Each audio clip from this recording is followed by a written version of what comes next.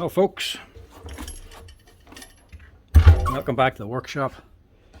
Today we have something different. This is an awkward one to work on, or at least awkward to get on camera. This is a Pegasus edge sander, an Italian made sanding machine for sanding the edges of wooden floors. Premium stuff this year. If you're looking for a quality edge sander, this here's the stuff you're looking at. Pegasus. You know it's good just by going by the price tag. These can run for some money. This the customer's dropped in and he says he thinks it needs a set of brushes. Now, I don't know if it has brushes or not. We'll switch it on here and see what it's actually doing. But this is the one with the extendo handles here, so it's quite awkward to work on, so I'm going to throw it down to the floor here to test it out.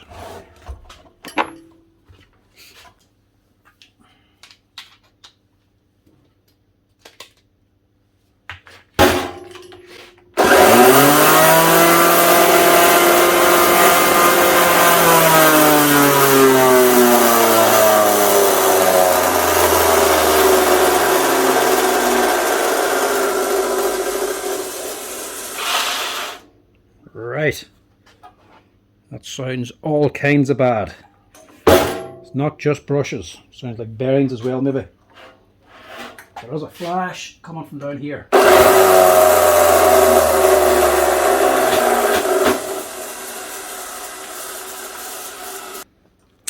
And now it won't start.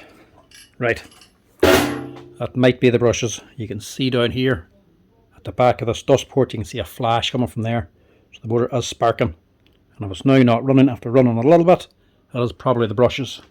But there's definitely bearings gone on this thing as well. To make life easier for ourselves, I'll just remove these handles first. These machines also come with wee short handles, stumpy ones, so you can use it down on your hands and knees. This man has these on so you can stand upright while using it.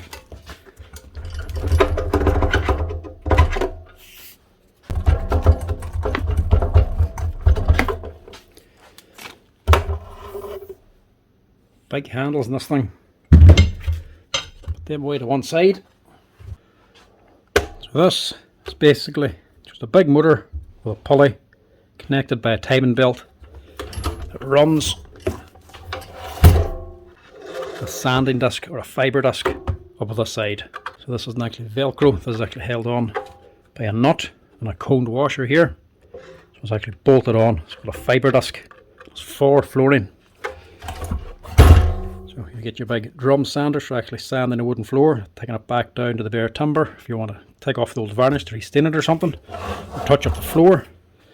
This is what you then use to go around the edges around your skirting board to actually clean up the edge bits, because the drum sander won't get all the way in. So that's spinning. There's a couple of rollers at the front here too to actually roll along your skirting board so you don't scuff anything. It's a big heavy industrial machine. This man only has a very short lead on it.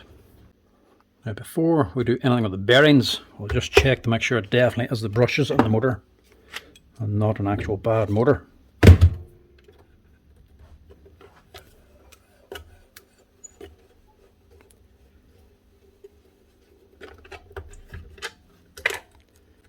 You get a few different brands of these floor sanders, these edge sanders. Higher Tech's another one, be very popular with higher shops. This is the more professional one. Somebody who's doing flooring every day of the week. A good Italian made machine. Which is a quality built machine. Big heavy motor, good industrial switch, nice and simple setup, nothing complicated. Everything then is all metal construction. Really, really heavy duty.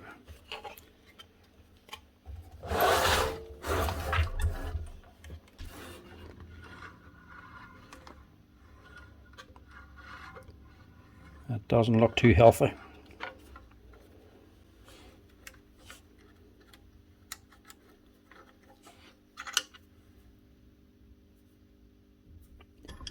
It looks like there's plenty of meat left in that brush. There's still a good bit of length to it, nearly an inch, but it's in the holder. this here spring. It's actually putting the tension on the brush to push against the armature. It is sitting all the way down. Instead of pushing against the brush, it's actually pushing against the brass holder here, the brush holder. So it's not actually putting any tension on the brush itself. Now, to be honest, this is a risky one. I am not going to have a brush that size for this here. And I'm not going to have these particular brushes in stock. I'm going to have to order it in. But I'm not going to know if that motor's good until I put a set of brushes into it.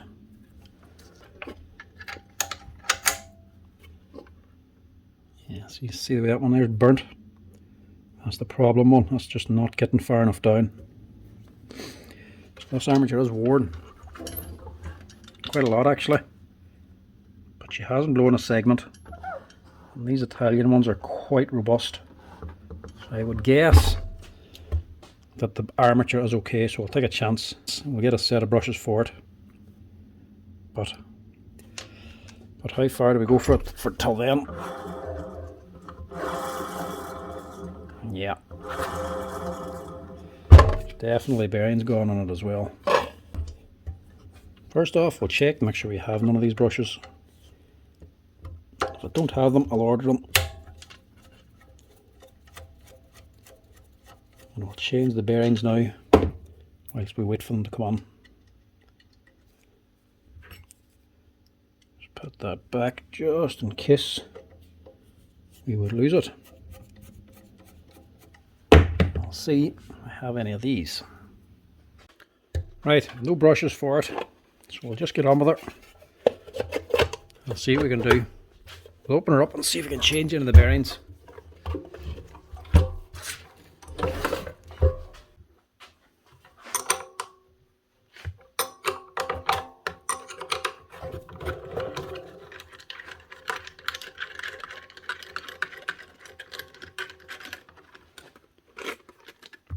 That's all your sanding disc is there. Fibre disc, a cone washer and a bolt. Now this is the awkward bit. The bolt only holds on the fibre disc, the sandpaper. The sanding pad has to come off now. Now you can take off this metal plate here. There's still another one underneath. So you have to get this pad off. First, you have to lock the spindle. To do that, there's actually a hole on top.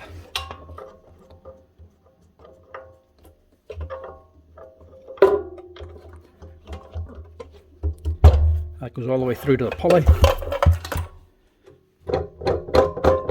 and locks this here. Now you still need something on here to grip to torque off this here disc. Try 2 big shafts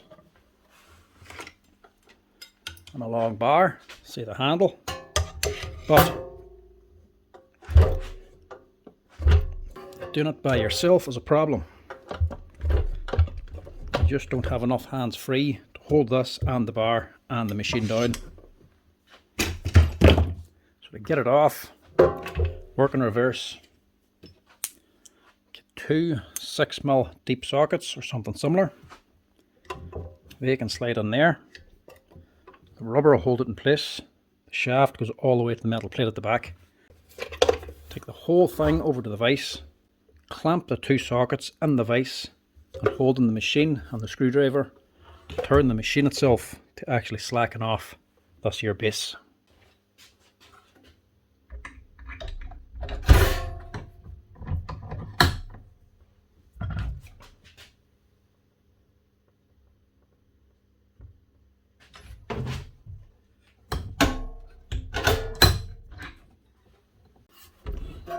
That just makes it a lot easier on yourself.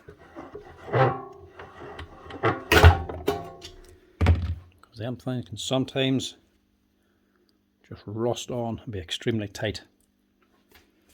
That's that off. I'll get this plate off now.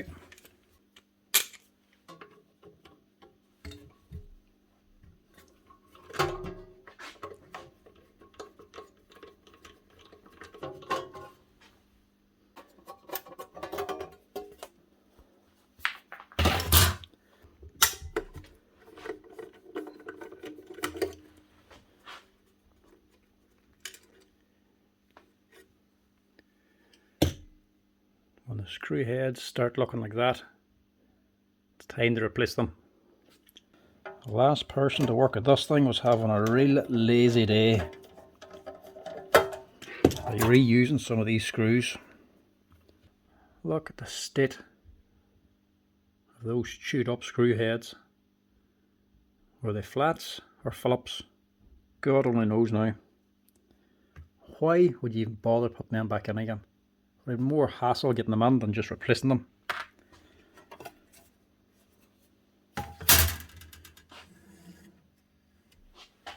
Looks like we have a wee welding job going on up on here too. That nut's been welded on.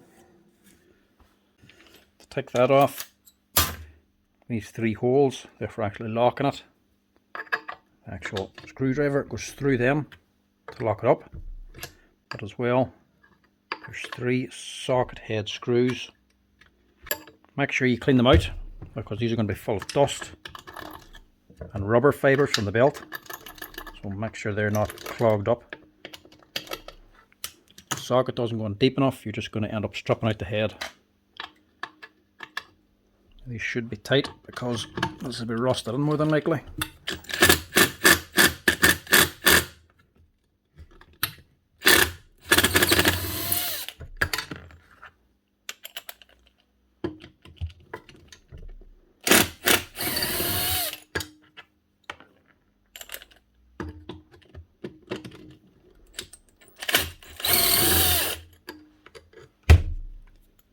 And to get the actual pulley itself off, that'll be on good and tight, but the bolts that hold it on actually bolt the whole way through. So to take it off, just get a couple of bolts, the same thread them in to press off the pulley.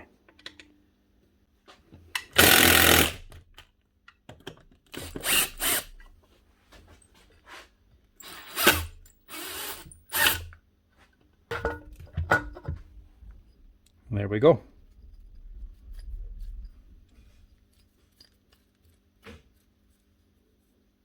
Doesn't sound too bad. Them pulley teeth are really starting to degrade. The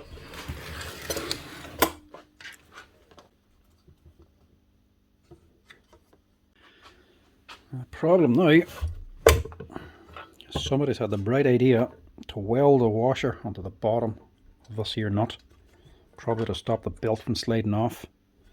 The washer is bigger than the hole that the armature goes up through, so I can't take the armature out until I get this nut off. And the nut has of course been stripped out, so that's all rounded over, plus there's a washer in the way. So I'm not sure if I'm going to get that out or not. All I can do is try, see if I can get the motor housing off here first.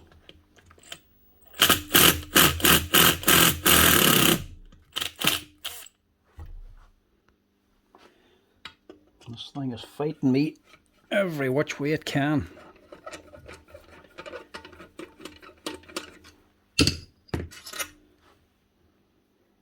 Even the socket heads have been stripped out and cut to have a slot in it. So you have to use a flat head.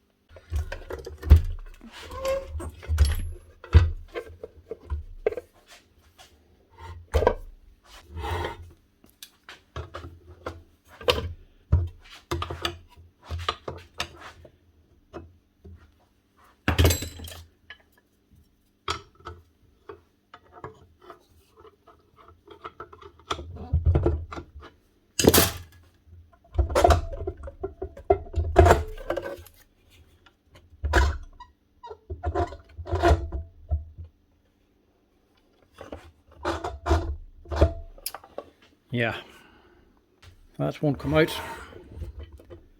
unless I get this bearing out first.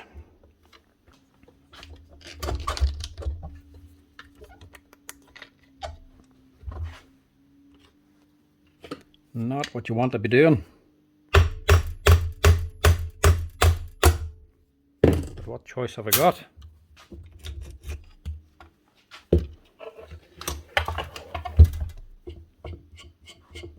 Right. That's one of the problems there. It's completely shut.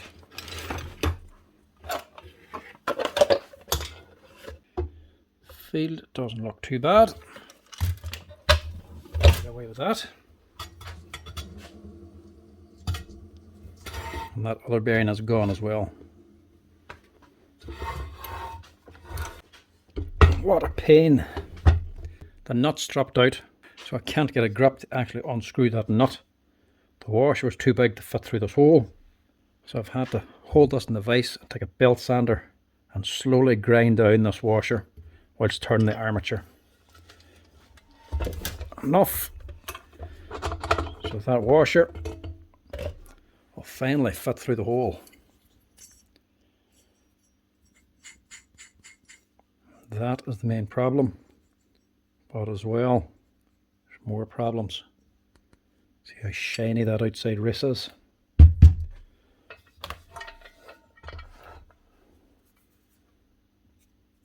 I would say it's worn the housing a wee bit as well. So I might have to pack this out if we're going to get it to work again. It'll have to be a makeshift job because this armature is just nearing the end of its life. You can see how much wear is on that com bar. It's all the way down to the bottom.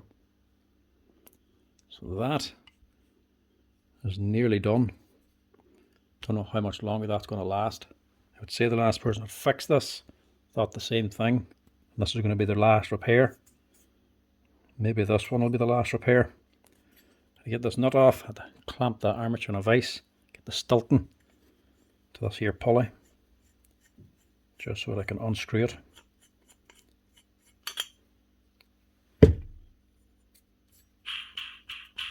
So that's what we need to change. And this. Right, brushes are on order now, have to wait for them to come in. Bearings I should have in stock, but this isn't the worst.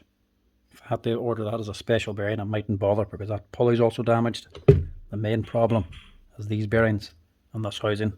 So we'll give us a good clean down. This housing I'm going to have to shim out a little bit, tick the new bearing so there's no play in it. For a shim I'll generally use something like a cheap feeler gauge, get 2 packets and just work out the exact feeler gauge that'll pack out this bearing, and insert the 2 of these and maybe a couple of wee angle pieces to sit into there. If that doesn't work, you can use a risky method, which is TIG a wee bit of aluminium into here, but if you mess it up you can't really repair it.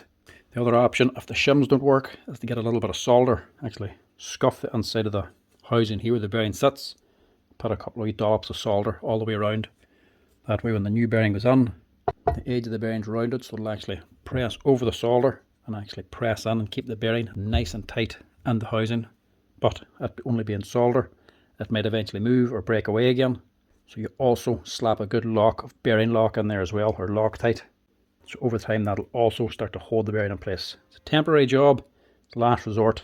Otherwise you're replacing this entire housing. It wouldn't be worth replacing that housing, especially with the armature this badly worn, because that's eventually going to need to be replaced as well. So this is sadly going to have to be a makeshift last repair for this machine, because everything else is just about worn out. So we'll clean this down and leave that for later. I'll get these bearings off here now.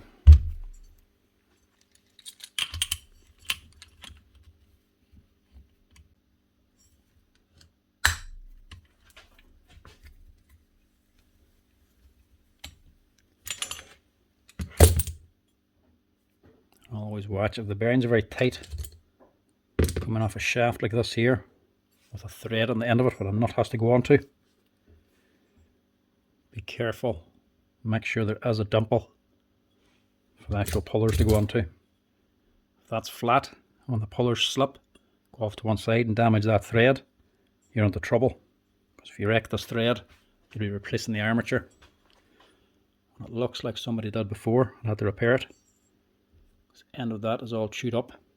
If you have any difficulty getting it off, if you're in any doubt, just use a bearing press and a splitter instead of the pullers.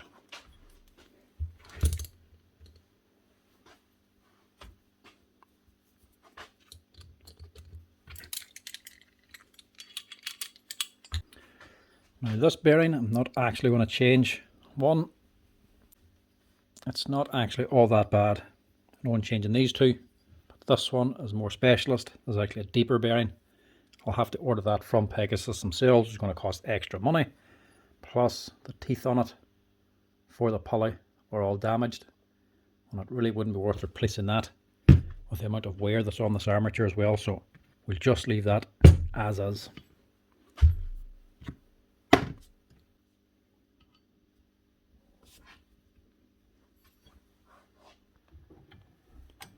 Set to maximum height to get this thing on.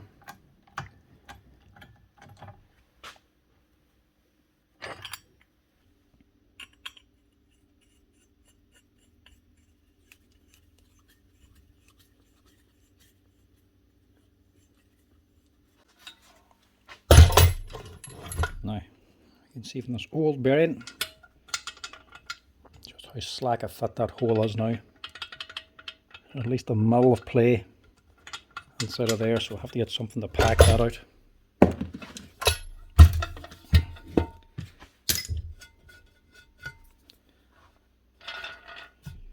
Right, other than that, we're ready to go.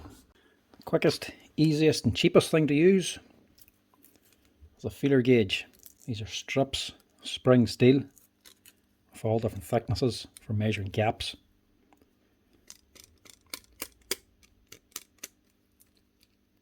Very handy for like this.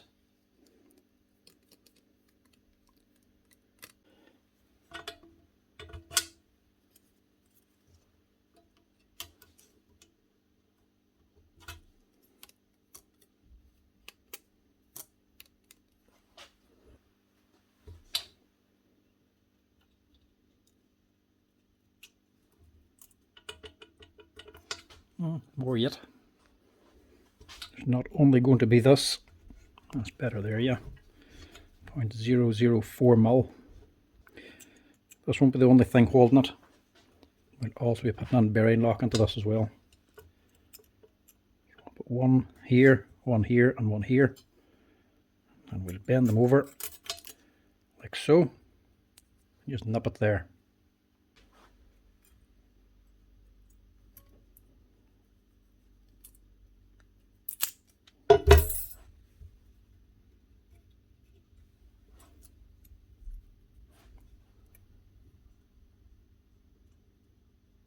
Now this isn't a proper repair, this is just a makeshift job, because otherwise this ain't going to be worth fixing.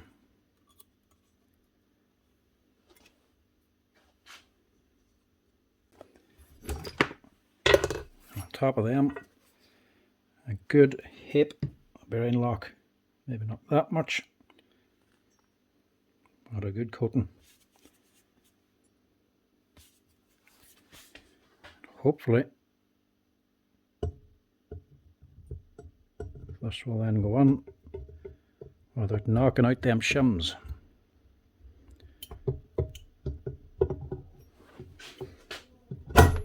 Now, look at that.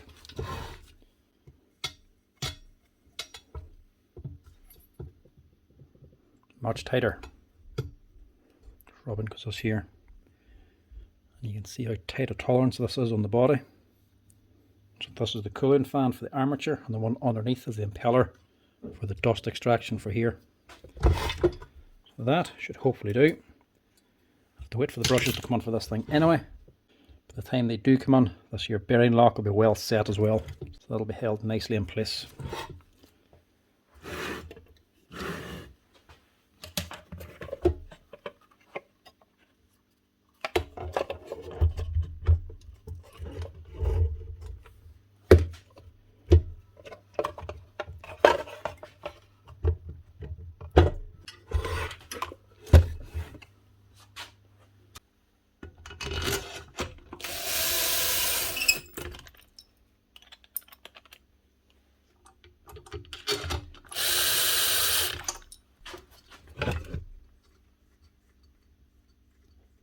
Nice one.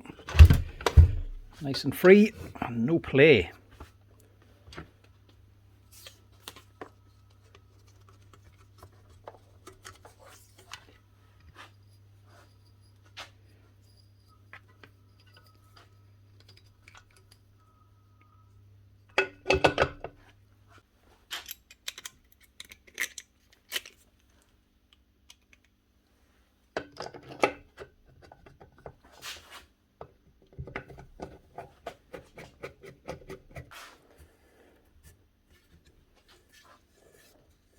Now, doesn't that sound better?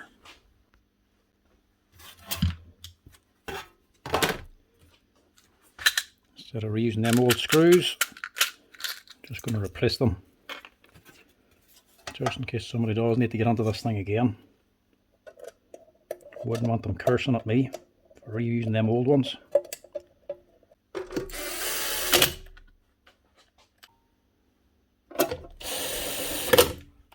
Just don't cross thread your backing pad as you're putting it on. Take it nice and easy, make sure it's right.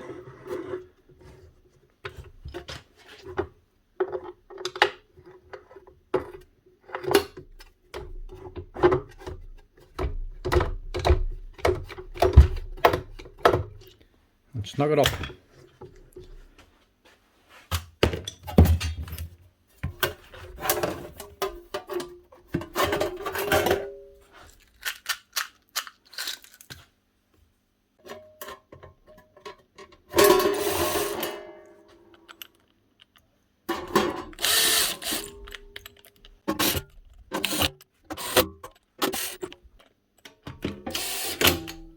That's her. That's that bit sorted. The bearings changed at least. I always leave a fibre disc on it. So when you start it up, you really do not want that backing pad touching the ground. It'll just be torn apart. Always leave a fibre disc on it.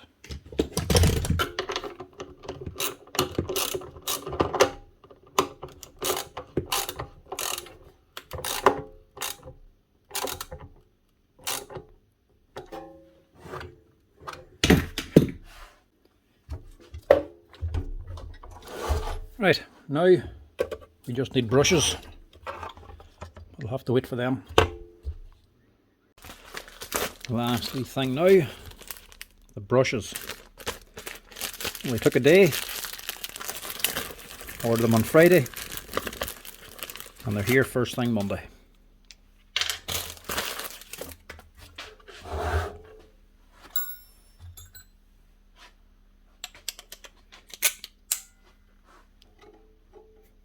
Hopefully, after all this work, this motor's still good enough. It is on its way out, or not on its way out. It is nearly worn out. This thing could easily be 20 or 30 years old, and it wouldn't be unusual to get another 5 or 10 more years out of it. So even with that armature worn, it should still run fine. Or at least I hope, after doing all this work. So no matter what I do, this is going to spark whenever I switch this on initially. Not much you can do about that. As long as the spark isn't too heavy and it's not spluttering, it should be fine. Any new set of brushes you put into a machine, especially with this size of motor, is going to spark. Simply because the armature is worn, it's no longer straight. So with a straight brush on a worn armature, it's not actually going to meet nice and square. If it was meeting like this, it would run no problem, there would be no sparking. But the armature is no longer square like this. The armature is going to be curved like this. So whenever this initially goes in, it's only going to make contact here and here. And the middle is going to miss, so it's going to arc. So you're going to get a spark. It's going to keep sparking until the armature beds in fully and the brush takes the shape or the contour of the armature. But to help it a little bit, you can just file the corners just a tad. It's not going to fix it completely, but it does help. It just stops the sharp corners catching on the worn bit and causing a bigger gap. This just allows it to sit in a little bit more. You're just rounding them over, so you're not putting them on a bevel or anything like that. You're just giving them a slight round.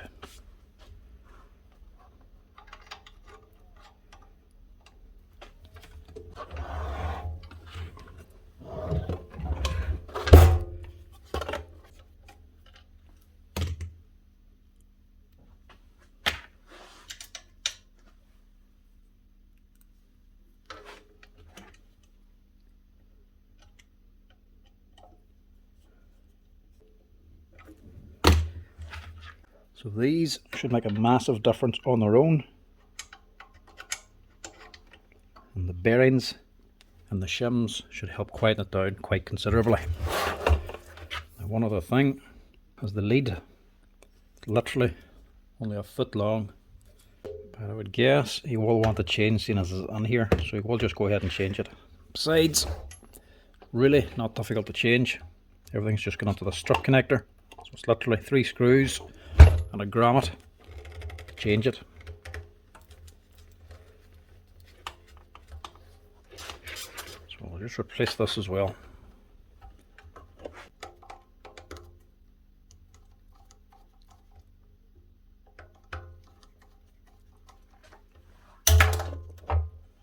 Pull them out and pull out your old lead. Keep them, the old grommet.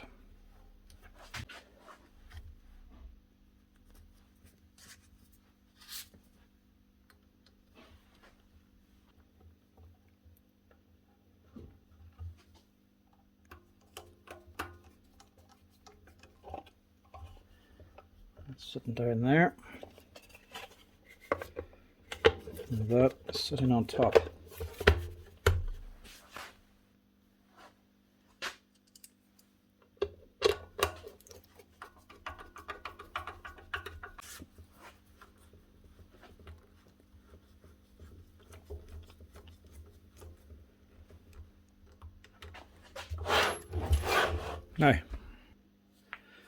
Now, over the truth. Does she run better?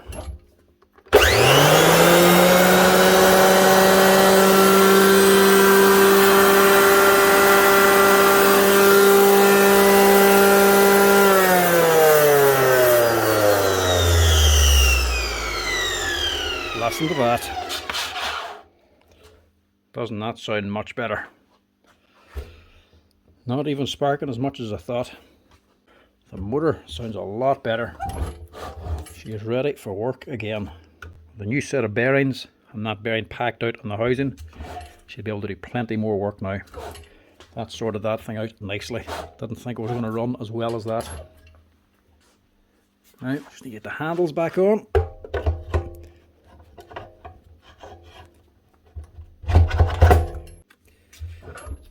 These seem to be more adjustable. You can have them at 90 degrees to each other, or you can have them more chopper style, facing back. And we'll go chopper style. For one last wee test here before we send her out the door.